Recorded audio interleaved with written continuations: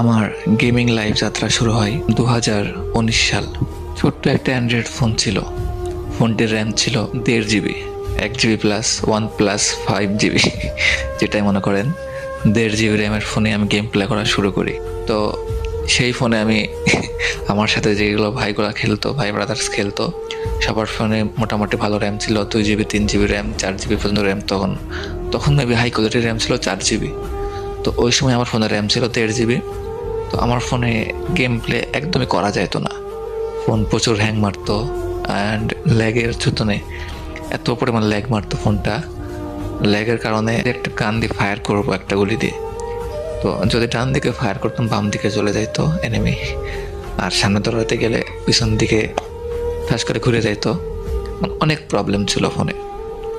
তো এমনি আমি প্রায় 1.5 বছর ওই ফোনেই গেম খেলছি। ওই সময় লকডাউন ছিল। লকডাউনের মধ্যে তো সবার ভালো ভালো ফোন ছিল। আমি গেম প্লেটা শুরু করছি কেমনি আপনাদেরকে শোনাই। ফার্স্টে আমি একদিন লকডাউনের আগে আমার এক বড় ভাই গেম খেলতো আমার পাশে বসে। আমি গেম প্লেতে বলে ভালো লাগতো না, তো আমি এমবি ভরতাম, পরে ইউটিউব দেখতাম। তারপরে আরও ওই যে আরেকটা গেম ছিল শ্যাডো ফাইটিং, তো আপনারা হয়তো বা গেমটা অনেকে খেলছেন।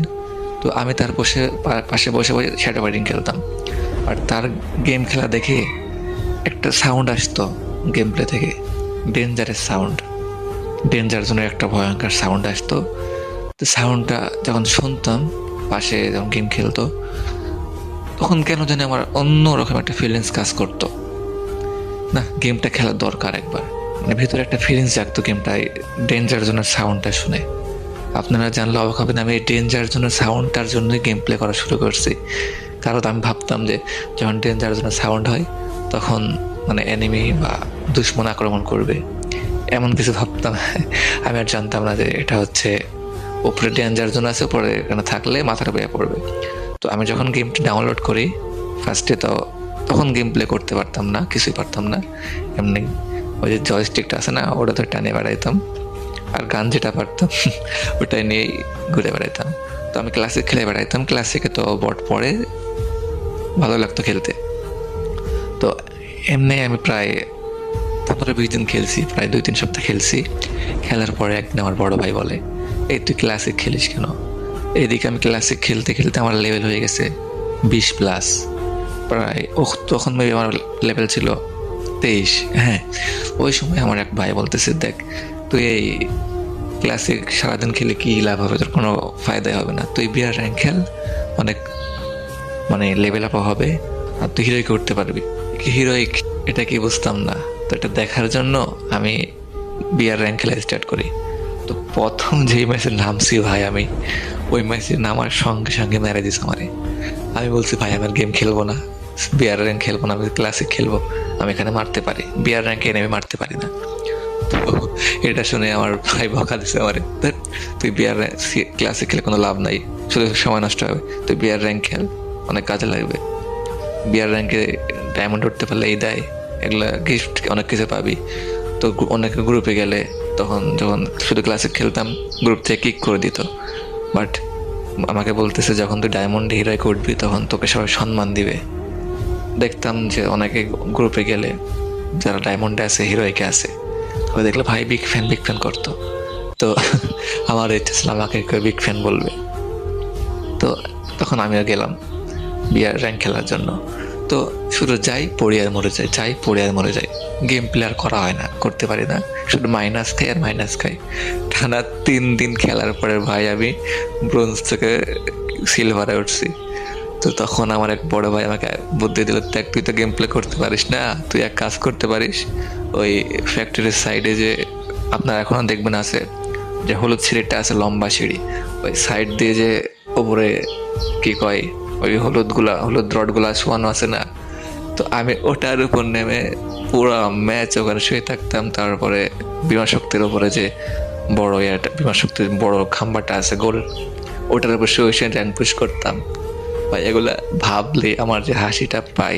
যাই হোক, যদি ভিডিওটা দেখে আপনারা বিরক্ত ফিল হন, আপনারা যাইতে পারেন। এটা আমি আমার গেম প্লেতে মানে গেম জগতে কেমনে আসলাম, একটা স্টোরিটা শোনাচ্ছি আপনাদেরকে। আপনারা যদি শুনতে ভালো লাগে শুনেন, না ভালো লাগলে আপনারা ভিডিওটি স্কিপ করে যাইতে পারেন। তো এমনি র্যাঙ্ক পুশ করে করে আমি প্রথম মানে যখন গেম প্লে মানে র্যাঙ্ক খেলা শুরু করি, প্রথম সিজনে আমি ওখানে ডায়মন্ড 1 পর্যন্ত যাই। যাওয়ার পরে আমি তো শুয়ে শুয়ে র্যাঙ্ক পুশ করি, লাস্টে একটা কিল হইলো। তখন কিন্তু কিল না করলেও প্লাস দিত, 8, 10, 20 প্লাস দিত। বাট এখন তো অন্যরকম করছে। বাট ডায়মন্ডে যাওয়ার পরে শুয়ে থেকে থেকে আর প্লাস যায় না। খুব কষ্টে মানে খুব চিন্তায় পড়ে গেলাম, এখন কি করা যায়। তো তখন আমার ভাই বললো, দেখ অনেক তো শুয়ে থেকে খেলছি, অনেক তো র্যাঙ্ক পুশ করছিস, এখন একটু ফাইট করে খেল। তো তখন মনে করেন এতক্ষণ তো খেলতাম, স্লো খেলতাম, দিয়ে ইয়ারডপ নিয়ে যেতাম, ইয়ারডপ ফেলে এখন ওপর থেকে মারতাম এনিমে 2-1টা। আর তারপরে মনে করেন শুরু করলাম রাশ গেম প্লে। ফার্স্টে ট্রেনে গেলাম, দেন আমি তো 2 ফিঙ্গারে খেলতাম, খেলতে পারতাম না। দেন আমার ভাই আমাকে 3 ফিঙ্গারে একটা সেটিং করে দিল। তারপর আমি এখনও 2 ফিঙ্গারেই খেলি ভাই। বাট 3 ফিঙ্গার করার পরে আমি 1 মাস পর 3 ফিঙ্গারে খেলছি, বাট খেলা পারি না তখন। তো 2 ফিঙ্গারে আবার শিফট করলাম, যে ভাই 3 ফিঙ্গারে পারতেছে না, 2 ফিঙ্গারে খেলবো। 2 ফিঙ্গারে আমার খেলা অনেক ভালো লাগে, 3 ফিঙ্গার অনেক প্যারা লাগে, মাথায় যন্ত্রণা করে, মানে এনিমি বুঝতে পারি না কোন দিকে যায়। তো আমি আবার 2 ফিঙ্গারে খেলা শুরু করলাম, দেন ট্রেনিং করলাম। তারপরে আসলে হচ্ছে ক্লাস স্কোয়াড। আগে কিন্তু ক্লাস স্কোয়াড মোডটা ছিল, বাট সিএস র্যাঙ্ক মোডটা ছিল না। এটা মেবি আসছে এই ক্লাসিক স্কোয়াড মোডটা আগে থেকে ছিল, মেবি অনেক আগে থেকে। বাট সিএস র্যাঙ্কটা মেবি আসছে হচ্ছে আমার মনে হয় 22 সালে বা 21 সালের লাস্টের দিকে আসছিল। তো তারপর আসলে সিএস র্যাঙ্ক যখন আসে, তারপর থেকে খেলা শুরু করলাম সিএস র্যাঙ্ক। তো আমি ভাই সিরিয়াসলি আমি বিআর র্যাঙ্ক খেলে আমি গেম প্লে টোটালি পারতাম না, একদম বট। আমি প্রায় 1 বছর খেলে আমি গেম প্লে টোটাল কিছু শিখতে পারছিলাম না। তো যখন সিএস র্যাঙ্কটা আসলো, মানে সিএস র্যাঙ্কে আমি এত পরিমাণ আসক্ত হয়েছি, মানে দিন রাত 24 ঘন্টা ধরে সিএস র্যাঙ্ক খেলতাম। প্রথম সিজনে আমি চলে গেছি হিরোইক, ভাবছেন। তো সিএস র্যাঙ্ক গেম প্লে করতে করতে মনে করেন গেম প্লেটা অনেক হার্ড হয়েছিল। দেন বললাম না ফার্স্টে আমার যে 1.5 GB র্যাম অ্যান্ড্রয়েড ফোন। তো যখন সিএস র্যাঙ্ক মোডটা আসছে, তার কিছুদিন আগে আমি একটা ফোন চেঞ্জ করছি। তখন হাতে কিছু টাকা পয়সা আসছিল, এটা 2022 সালের দিকে হয়তো বা। তো তখন একটা ফোন কিনছিলাম, হচ্ছে ফোনটার নাম ছিল হচ্ছে Realme 5i। তো ওই সময় ফোনটা অনেক বেশি মার্কেটে চলতেছিল, সবাই এই ফোনটার বিষয়ে বলতেছিল যে ভাই এই ফোনটা কিনো, ভালো হবে।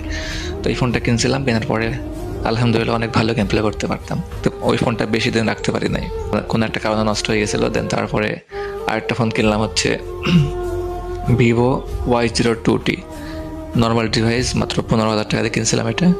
তো এটা মাত্র 1 মাস ব্যবহার করছি। তারপরে এখন যেটা ইউজ করতেছি, এটার নাম হচ্ছে আপনার Realme C55। এটা কিনছি আমার